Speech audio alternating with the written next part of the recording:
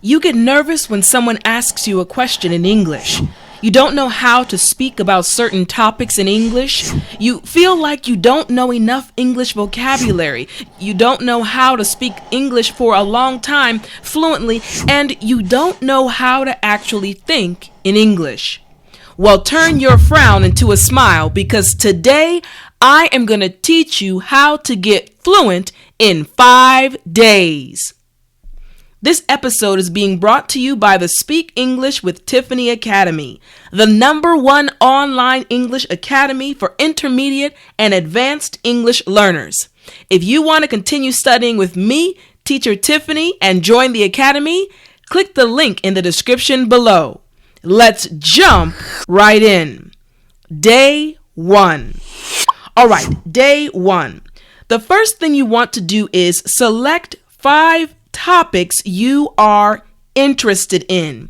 It's very important that you are interested in the topics. Now, this is because you will gain confidence by speaking about topics you are actually interested in. You see, let me explain this more with the graphic. What happens is your current world is filled with many different things that you like. You may enjoy hanging with friends, or reading books, or watching TV, or playing video games, or maybe even painting and art. These things are a part of your current world. And now you are trying to introduce English into that world. So the problem is not your interest. The problem is English. So the second part is, after you've picked or chosen the topics, you are going to write 3 reasons for each topic. Now, this is important because you are going to organize your thoughts from the beginning. And this is key for fluency. So look at a graphic. Look at this graphic right here. What's happening is, inside of your brain, let's say this is your brain right here. Now again, we already understood that you have interests in your current world right now. So let's say you like reading. Now, write the reason why you like reading. Write 3 reasons. What's going to happen is you will be able to speak fluently because you already have the reasons organized in your head. Now, again, remember, this is day 1. So let me show you an actual example with me.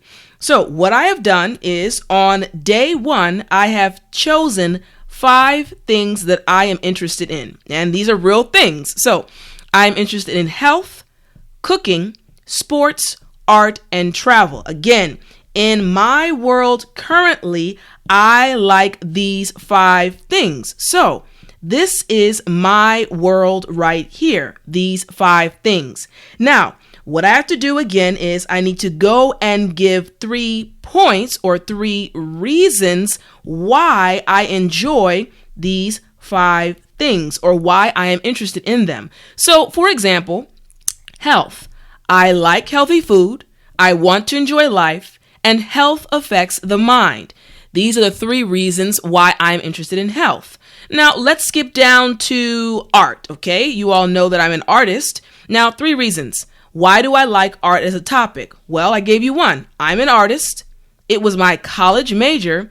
And I believe art is a way to express yourself in a beautiful way, okay? So again, right here, I have shown you my notebook for day 1, okay? Great. Now, day 2. Day 2. Now, what you're going to do for day 2 is find a blog or article about each topic. Now, again, remember, you chose 5 topics, which means you're going to be finding 5 blogs or 5 articles, okay? Now, why is this important? You see, this will help you see how other native English speakers actually speak about the topic. You see, what's happening is, as an English learner, you have your own ideas.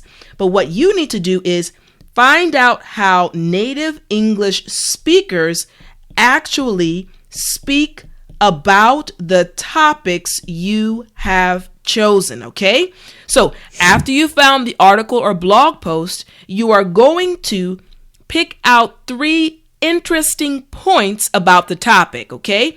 Now, this is important because by finding interesting points from the article, it will enhance or improve your ability to speak fluently about it later. Now, I want to emphasize a point. You see, when you're looking through these articles, you are only skimming them. You don't have to read each article in detail. I know you may say, teacher, you want us to look up 5 different articles. That's a lot for one day. Remember, you're only skimming the articles, okay? Skimming just means to read over quickly, okay? Read over very quickly. So you don't have to read all the details. You're just looking for key points. So I've shown you guys. I picked out 3 key points like this. You just highlight them. Now, for my example, okay, remember I told you guys that my 5 topics were health, cooking, sports, art, and travel. Now, I literally found actual articles for each of these topics because I want you guys to see that it is possible to improve your fluency in 5 days. So if you want the actual articles, the link is in the description below for each of the articles, okay? So now let's look at, for example, cooking. All right. So for cooking, the topic was, or the title of the article was, 10 things I learned from culinary school that every home cook should know. Now, what I did was I skimmed the article very quickly, and then I selected 3 interesting points, and I only wrote down the points. So, for example, to me, it was interesting that you don't have to be a professional chef in order to cook like one at home. Since I enjoy cooking, that was very interesting to me. Number 2, basic tools are just as good as expensive ones. That's very interesting to me. And finally, use scraps or leftovers to make other dishes. Okay, so these 3 points were very interesting to me. Now, the same is going to be done for each of the articles, okay? So when you find the article or blog post, again, just skim the article and find 3 points that are interesting to you and write them down, okay? I did it for my 5 and you can do it for your 5. Again, this is what you're going to do on this day, okay? All right, now we're going to move on to the next day, day number 3. Now, on day number 3, what you're going to do is pick 3 vocabulary words you already know that describe the topic. Yep, you read that correctly. You already know. So what does that mean? That means you don't need to get a dictionary out for this part. You want to pick something you already know. Okay, now why is this important? You see, this is important because it will help you realize that you already know topic-specific vocabulary words. It's going to give you more confidence in what you already know. So here's the deal. Again, I mentioned to you guys that your current world involves things that you are interested in. So again, if I have chosen art, then what words do I already know that describe art, okay? Now, for the second part, what happens is we're going to find 3 synonyms. Now, again, remember, the word synonym just means similar words, okay? You're following along. You are very intelligent. I know you're following along. So find 3 synonyms or similar words for each vocabulary word. I'm going to highlight that for each vocabulary word for each topic. So this is important because it will help you expand or improve your vocabulary by making connections in your brain. You see, this is what happens. In your brain, you already have these 3 words, and now you're giving your brain 3 extra words that are connected to each vocabulary word. Now, what does this look like in an actual example? So again, we looked at mine in a previous day, right? So again, I have health, cooking, sports, art, and travel. So let's pick out the sports category, okay? The topic of sports. Well, the 3 words that I already know are athlete, sweat, and competition. athlete, sweat, and competition. So what's going to happen is I'm going to go all the way over here and I'm going to find synonyms for each of those words. So when I picked athlete, I found in the dictionary, now this part you can go to the dictionary, player, competitor, and contender. Now, these are 3 words I didn't know before. So I have 3 new vocabulary words that are connected to the word I already know. This is why this is so important, okay? So again, I go to the next word, sweat. Well, perspiration, moisture, and dampness. Okay, 3 more words that have a similar meaning.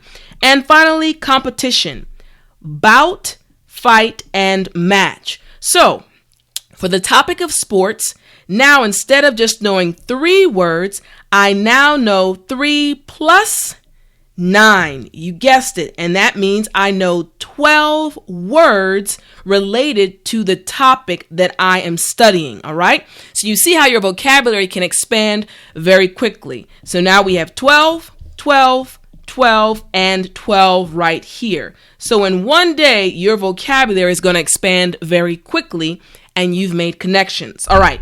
Now, for day 4, on day 4, what you're going to do is you need to think of a personal experience. I love this step because it connects you to the topic and makes it easier to speak about it in English. See, this is important because it will help you feel comfortable when you speak about the topic.